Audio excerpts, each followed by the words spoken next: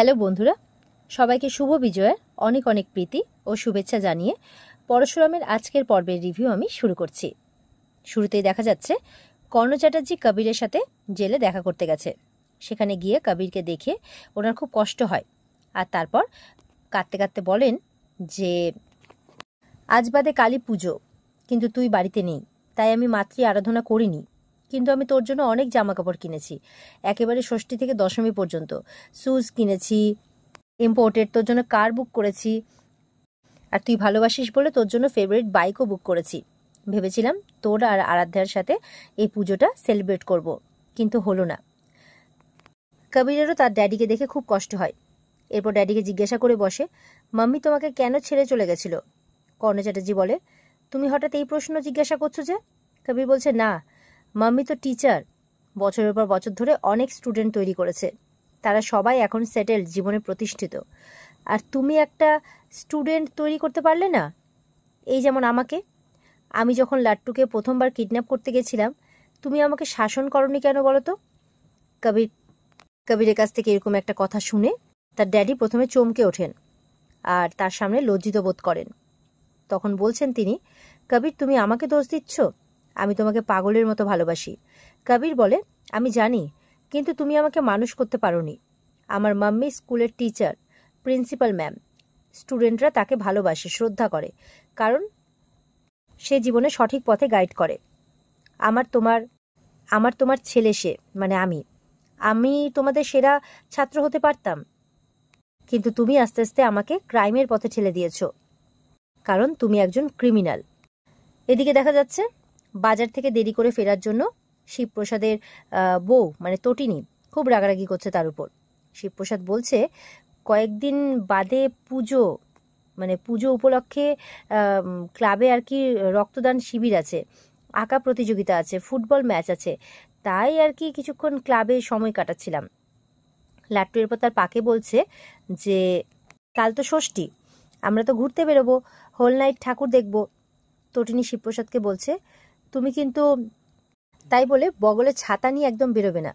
শিবপ্রসাদ তখন তাকে বলছে, পাগল নাকি তুমি? আমি মানে মানে আমার সুন্দরী বউয়ের সাথে আমি সুন্দর করে সেজে বেরোবো, ছাতা নেব না।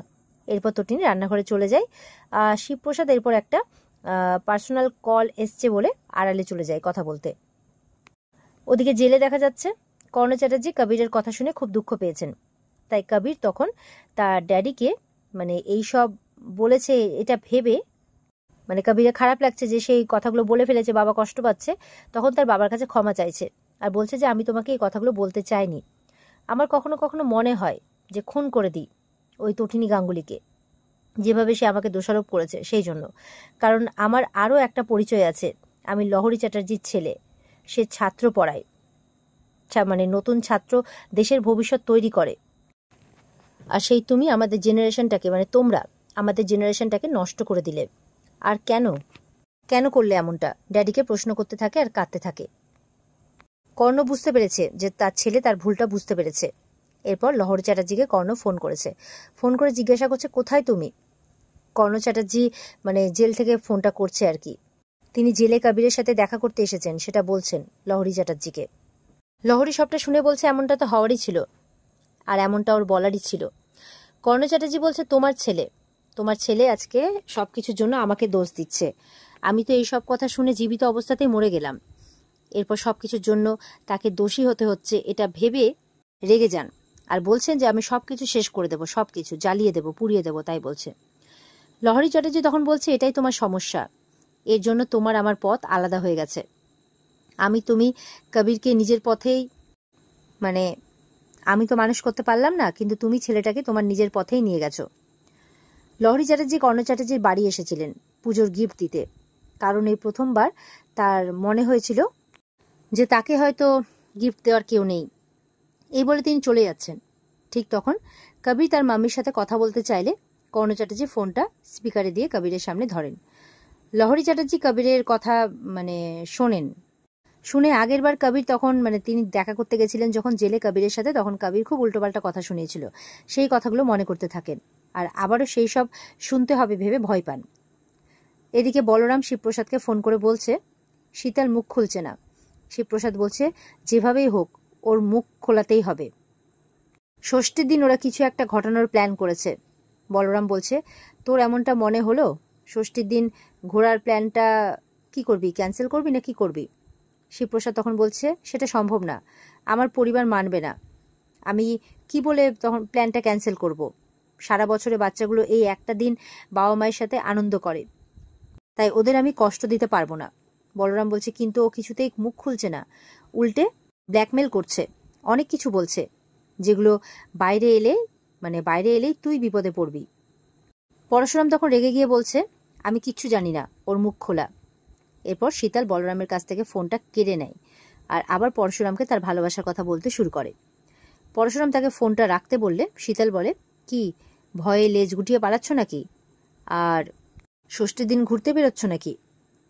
তোমার সময় তো শেষ হয়ে গেছে, আন্ডারওয়ার্ল্ডের সব ডনদের ত্রাস, এবার সেই ডনকেই তো শেষ হয়ে যেতে হবে, আর যেই র্যাকেটে তুমি হাত দিয়েছ তার খেসারত তোমাকেই দিতে হবে, এই সমস্ত কিছু বলছে। আর বলছে যে এখনো বলছি আমাকে ছেড়ে দাও, না হলে কিন্তু তুমি বিপদে পড়ে যাবে। পরশুরাম তখন রেগে গিয়ে ফোনটাই কেটে দেয়। ওদিকে কবির ফোনে তার মাম্মিকে বলছে তুমি যখন বাড়ি ছেড়ে চলে গেছিলে আমাকে নিয়ে গেলে না কেন, তাহলে আমি জেলে থাকতাম না আজকে। আমিও ক্রিমিনাল হতে চাই না, আমি কোনোদিনও চাইও নি, এই বলে মাম্মি মাম্মি করছে আর কাঁদতে থাকে। লহরীর কিন্তু এই কথাগুলো শুনে খারাপ লাগে। লহরী চ্যাটার্জি এরপর ফোন রাখতে চাইলে কবির বলছে আমি জেল থেকে বেরিয়ে তোমার কাছে যাব, আমি জীবনে ভালো হতে চাই। এরকমটা বললে কর্ণ চ্যাটার্জি ফোনটা কেটে দেন আর কবিরকে বলে এইসব কথা বন্ধ কর, আর বলেন তুমি তুমি ভালো, আমি বলছি তুমি ছেলে হিসেবে বেস্ট, এই বলে চলে যাচ্ছেন। কবির তখন পেছন থেকে ওনাকে বলছেন কিন্তু তুমি সেরা বাবা হতে পারোনি। কর্ণ চ্যাটার্জি এসব কথা শুনতে না পেরে ওখান থেকে চলে যান। এরপর সেখান থেকে বেরিয়ে এসেই বলেন যে আমি যখন বেঁচে থাকতেই মরে গেলাম তখন তুমিও মরবে তটিনী, এই বলে ষষ্ঠীর দিন মনে মনে তটিনীকে মেরে ফেলার প্ল্যান করেন। এদিকে বাড়িতে শিবপ্রসাদ বলরামের সাথে কথা বলছে আর কি। বলরামের কথাটা মাথায় রেখেই লাট্টু পিকুকে জিজ্ঞাসা করছে কালকে হোল নাইট ঠাকুর দেখতে যাওয়াটা কি খুব দরকার আছে? লাট্টু পিকু এটা শুনে জেদ ধরে আর তাদের পাকে বারবার করে বলতে থাকে না পা, আমরা ঠাকুর দেখতে যাবই পা, আমরা যাবই। লাট্টু তার মাম্মিকে তার পাকে রাজি করাতে বললে তটিনী তখন শিবপ্রসাদকে জিজ্ঞাসা করে কি হয়েছে। শিবপ্রসাদ তখন বৃষ্টির বাহানা দিলে তটিনী বলছে কত বৃষ্টি কত ঝড়ঝাপটা এসেছে তবুও তুমি কোনোদিনও ষষ্ঠীর রাতে ঠাকুর দেখতে যাওয়াটা পাল্টাওনি, এগুলোই তো আমাদের জীবনের ছোট ছোট আনন্দ, বলো প্লিজ এগুলোকে আমাদের জীবন থেকে কেড়ে নিও না, এমন করে বলছে। আর এমনটা বলতে বলতেই কিন্তু আজকের পর্ব শেষ হয়ে যায়। তো এই ছিল আজকের পর্বের রিভিউ। কেমন লাগলো আমাদের কমেন্ট করে জানাবে, আর আমাদের সাথে জুড়তে আমাদের চ্যানেলকে সাবস্ক্রাইব অবশ্যই করবে। পর্বের বিস্তারিত দেখতে অবশ্যই স্টার জলসার পর্দায় চোখ রাখবে। দেখা হচ্ছে তোমাদের সাথে আগামীকালকে নতুন পর্বের রিভিউ নিয়ে, ততক্ষণ সবাই ভালো থাকবে, টাটা।